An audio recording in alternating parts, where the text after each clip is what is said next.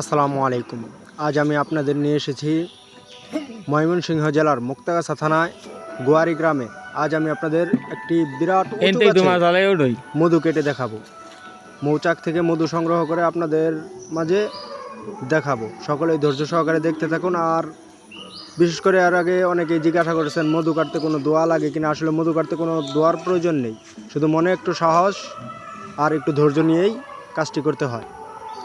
তো ধৈর্য সহকারে দেখতে থাকুন আর সকলেই বেশি বেশি ভিডিওটি শেয়ার করে সকলকে দেখার সুযোগ করে দেবেন এবং আমার ছোট চ্যানেলটি সকলেই সাবস্ক্রাইব করে দিবেন, সাথে সাথে নোটিফিকেশন বেলটি বাজিয়ে দিবেন। নতুন নতুন ভিডিও জানি আপনাদের মাঝে নিয়ে আসতে পারি। আমি নতুন, তাই সকলেই আমাকে সার্বিকভাবে সহযোগিতা করবেন।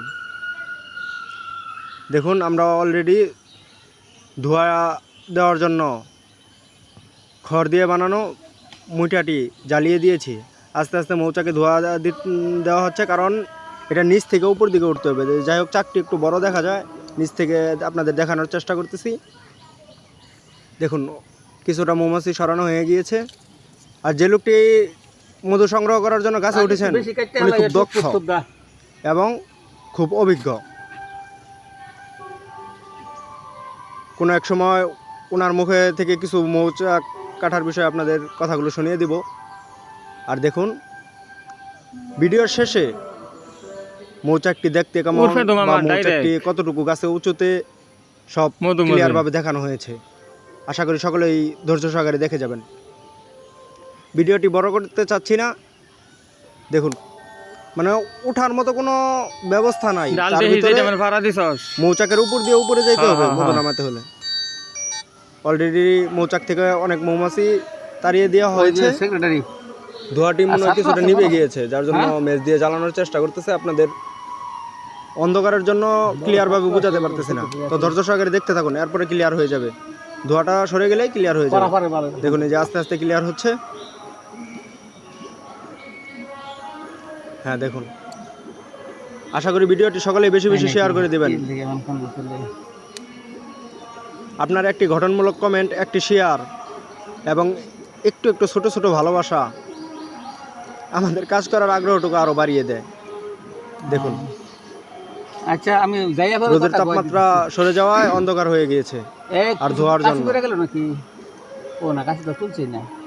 অলরেডি কিন্তু ভাই আমাদের চাকের উপরে চলে গিয়েছেন। হ্যাঁ, এই তো একদম মধু বরাবর বসে আছেন উনি। ধোয়া দিয়ে মধুর উপর থেকে মাছি ছড়ানোর চেষ্টা করতেছেন।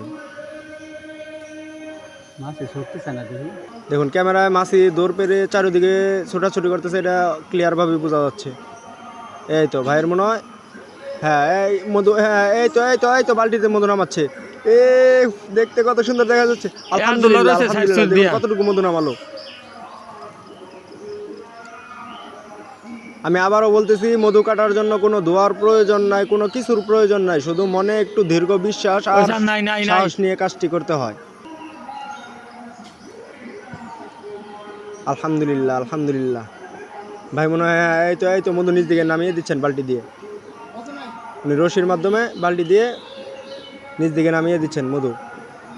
দেখুন, এই তো ভাই নিচ দিকে নেমে চলে আসতেছেন। আলহামদুলিল্লাহ। আশা করি সকলে এই ভিডিওটি কার কাছে কেমন লাগলো অবশ্যই কমেন্ট বক্সে জানিয়ে দেবেন আর বেশি বেশি শেয়ার করে দিবেন। আপনাদের একটা শেয়ার আমাদের মনে কাজ করার আগ্রহটুকু আরও বাড়িয়ে দিবে। ইনশাল্লাহ আপনাদের মাঝে নতুন নতুন ভিডিও নিয়ে আসার চেষ্টা করব। দেখুন, ভাই অলরেডি গাছ থেকে নেমে যাচ্ছেন। আসসালামু আলাইকুম। সকলে ধৈর্য সহকারে দেখতে থাকুন। আপনাদেরকে আজ এই মৌচাকটি কেটে দেখাবো কিভাবে মৌচাক থেকে মধু সংগ্রহ করা হয়। সকলে একটু ধৈর্য সহকারে যুক্ত থাকুন। হ্যাঁ।